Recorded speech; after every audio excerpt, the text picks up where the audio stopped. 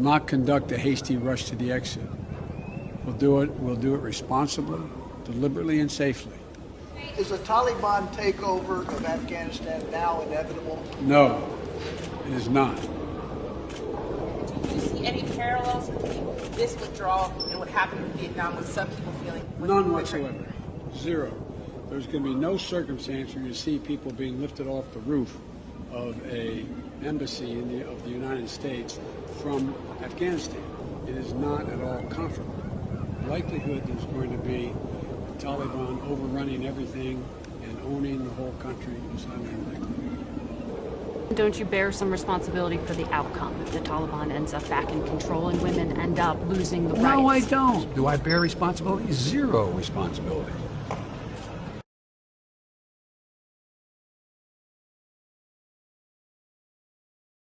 There's no light? When U.S. troops left, they cut the power. The Afghans, a soldier told me, can't get it working. How do you feel about the way the Americans left this base? I don't want to talk about it, he said. Everywhere on Bagram we visited was dark. You hand over a base, they can't turn on the power. It's not too useful. The main battle planning room is offline. Here are the racks that had all of the computers and servers, the brain behind this operation center. That's all been stripped out. The Americans say that they handed over this base to the Afghans in an orderly way so that they could continue the fight against extremists. They left them a base that the Americans, it looks like they looted themselves.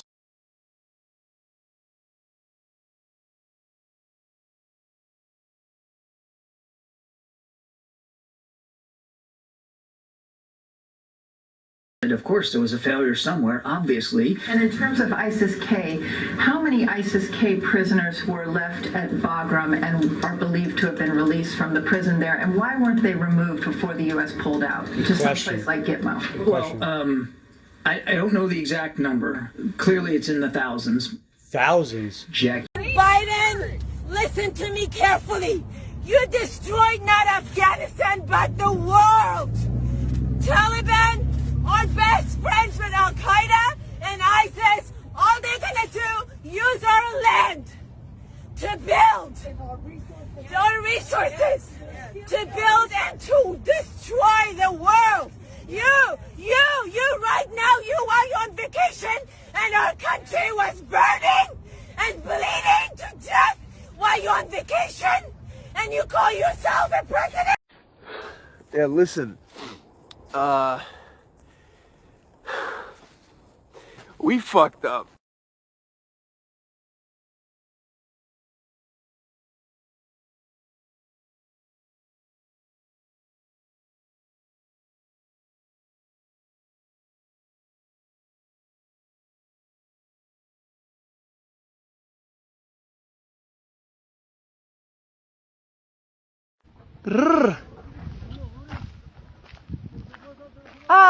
یه څه خرڅلنګ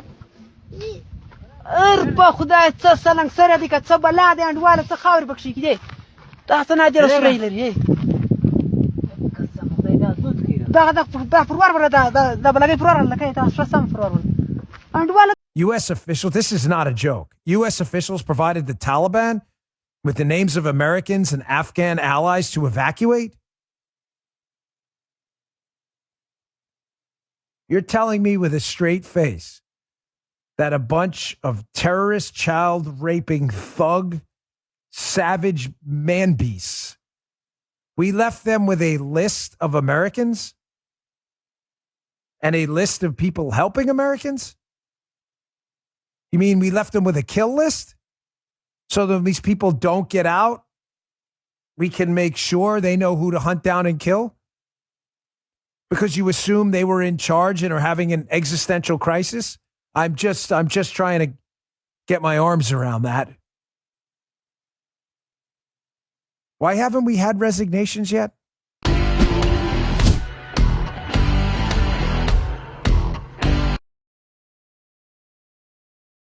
We have been put in the worst position we could possibly be put in a position that nobody would have even thought possible even 2 weeks ago. Nobody would have thought this would be possible, that we could be in a position like this where the Taliban and others are dictating, and they're the ones saying get out on the 31st. I think Biden wanted to stay, but they said, we will not have you. Get out. There will be consequences. You heard that. That was said by the leader of the Taliban. We want you out by the 31st. There will be consequences. What kind of stuff is this? These are the people that we had at bay to a level that you wouldn't believe. There was no way they never even fired on our troops. We had them totally in control. All of a sudden, Biden administration takes over, and they say, we're taking the military out. They didn't say they're taking the people out. First, you take the people out, and then you take the equipment out. We left $80 billion worth of equipment. And I want to tell you, I think our soldiers, forgetting about even civilians, I think our soldiers are in tremendous danger. I think airplanes flying in and out of the airport are in tremendous danger. They have the best equipment, best rockets, the best tanks and helicopters, Apache helicopters, a lot of them that are immensely valuable. And by the way, Russia wants them because they want to examine them because we have far superior technology, and China wants them. This is the dumbest thing. I think it was the dumbest move anybody's ever made, perhaps in the history of our country. And if you look back at a timeline, we held them totally steady. But I wanted to get out, but we had to get out with dignity. We had to take our $80 billion worth of equipment. We had to do all of the things that you know we had to do. And then I would have blown up all the air bases, but I would have kept Bagram, because Bagram's located right next to China, right near China and Iran, and it's in Afghanistan. So we had the whole group covered. They spent $10 billion building it, and we handed out the keys. It's the craziest thing I've ever seen.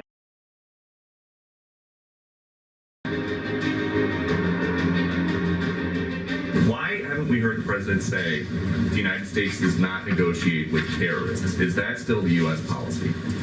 Well, of course it is, Peter, but I would also say that there's a reality that the Taliban is currently controlling large swaths of Afghanistan. The Taliban takeover of Afghanistan and Team Biden importing terrorism. White House Press Secretary Jen Psaki in full spin mode on Wednesday, trying to justify negotiating with terrorists, ignoring the fact that it was her boss who created this crisis in the first place. But that's not the only terrifying blunder in the wake of Biden's hasty retreat.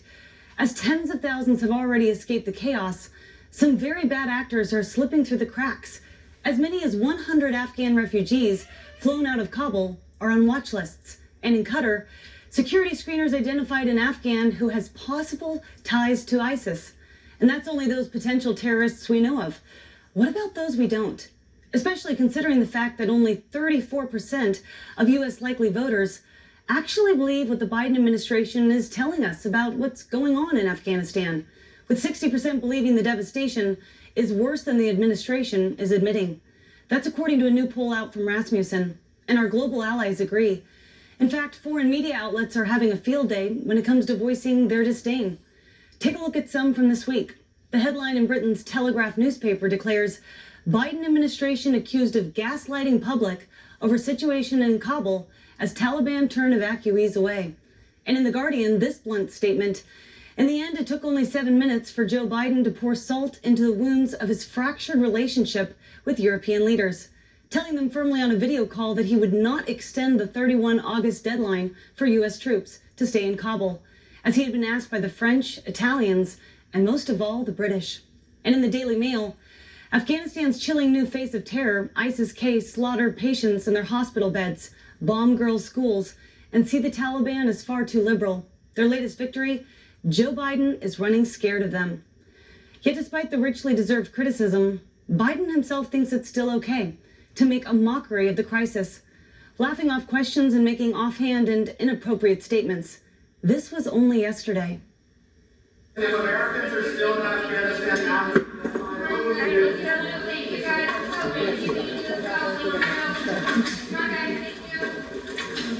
what will we do if Americans are still there after the deadline?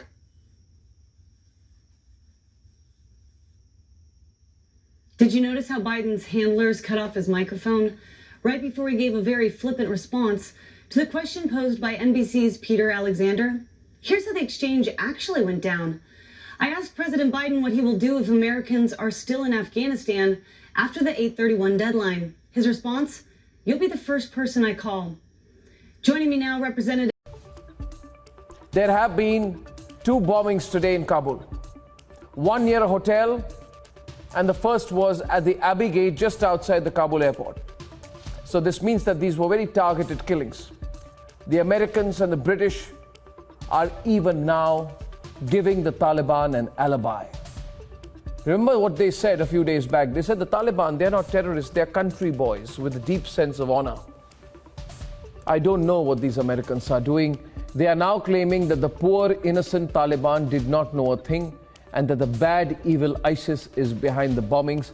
I have not heard anything more stupid. The Taliban is the ISIS and the ISIS is the Taliban. There's no difference.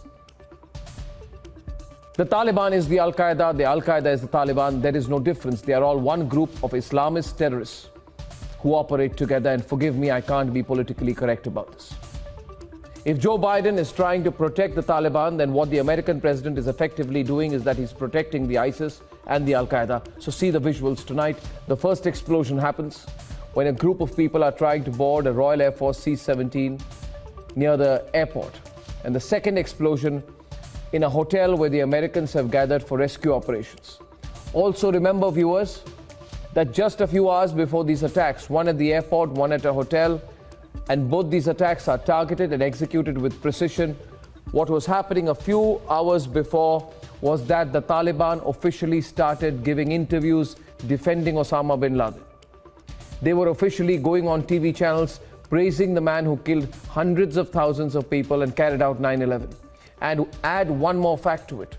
At the same time, the Americans were beginning to panic this morning, warning of a suicide bomb attack. That means they knew about it. Put it all together, and what does it mean? What it means is this. The Americans have joined hands in a ghastly arrangement with global terrorists. The Americans have done a deal with the terrorists they want you and me not to talk about, not to know about, and that is why their favorite CNN and BBC are giving some kind of editorial cover to them. But the Americans have trusted the terrorists with a myopic policy which goes in the following direction. The Americans have told the terrorists that as long as you extract the blood of other nationalities, the Americans have told the terrorists as long as you kill people from other countries and don't kill Americans, it's okay. And I had said yesterday that such a deal is true and such a deal is bound to fail. Americans will not be safe, Joe Biden. You're not just stupid and incompetent, but you are an unforgivable liar. Tonight, the verdict is yours, viewers. Americans, to you I say, your media, your government, your bumbling, incompetent, lying president has put the world at risk. Your government has tried to rent terrorists, and we will all pay the price for it. And for this, we will never forgive you.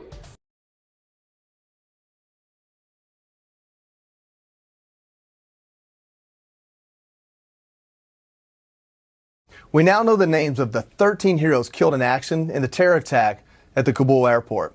Marine Corporal Dagan Page, 23, of Omaha, Nebraska.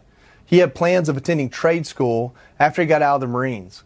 Army Staff Sergeant Ryan Noss, 23, of Corryton, Tennessee. Family members described him as a devout Christian with a big brain and an even bigger heart. Marine Staff Sergeant Darren Taylor Hoover, 31, of Salt Lake City, Utah, a former football player and a natural-born leader, according to those closest to him. Lance Corporal Riley McCollum, 20, of Jackson, Wyoming, a recent newlywed who was just 3 weeks away from becoming a father. Marine Lance Corporal David Espinoza, 20, of Laredo, Texas. He was on his second deployment to the Middle East. Marine Lance Corporal Jared Schmitz, 20, of St. Charles, Missouri. His father says Jared's lifelong dream was to become a soldier and serve his country. Navy Hospital Corpsman Maxton Soviak, 20, of Berlin Heights, Ohio. He was an honor roll student in high school and played football. Marine Sergeant Nicole G., 23, of Sacramento, California. She was a maintenance technician pictured here holding an Afghan baby just days before her death. Marine Lance Corporal Dylan Marola, 20, of Rancho Cucamonga, California. He was honored by high school students at his alma mater who wore red, white, and blue during Friday night's football game. Marine Sergeant Yohani Rosario Picardo, 25, of Lawrence, Massachusetts. She was honored for exceptional service by our unit. Lance Corporal Hunter Lopez, 22, of Indio, California. Following deployment, he planned to follow his parents' footsteps and become a sheriff's deputy. Marine Corporal Humberto Sanchez, 22, of Logansport, Indiana. State officials have commended the 2017 high school graduate for his bravery and dedication to serving our country. Lance Corporal Kareem Nakui, 20, of Norco, California. The day before he died, he sent his father a video of him giving candy to children at the airport in Kabul.